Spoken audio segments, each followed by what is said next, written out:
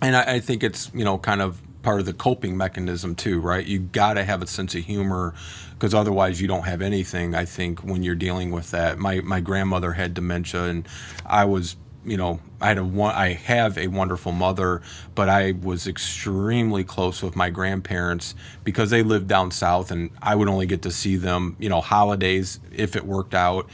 So I would spend my summers with them. It was fantastic. Nothing wrong with my parents or anything, but I just, I feel like my grandparents were very special, and my kids have a great relationship with my mom as their grandmother, and my wife's mother. But unless you've gone through it, I don't, that kind of goes back to my example of this lady at the support group.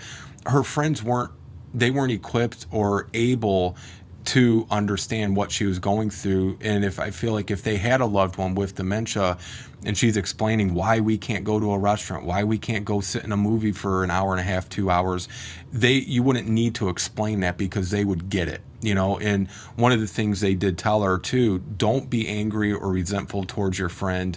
You have to understand they don't understand what you're going through because thankfully they haven't had to go through that, and hopefully they never will. So you can't fault somebody for just not understanding something either. And Um, I think we've all been in that situation, Lance. Like, absolutely. I had a friend who had a child that almost died of a terminal illness. I didn't know what to say.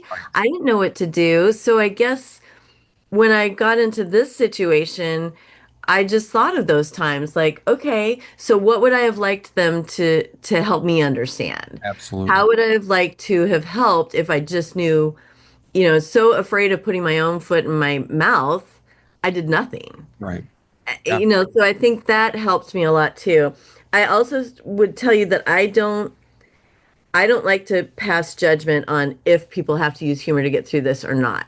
If people are getting through the dementia journey and the tragedy narrative is helping them, is if that's a place where they need to sit to do it, who am I to judge? Like, I couldn't do it. I want people to see other options, but it's up to every single household to figure out how they're going to get through this. Right. And whether they're full-time caregivers or persons they're advocating for their person in memory care, I'm just here to show you that this is how this group of ding-dongs did it. And if it helps, take something from it that you can adjust to your own situation.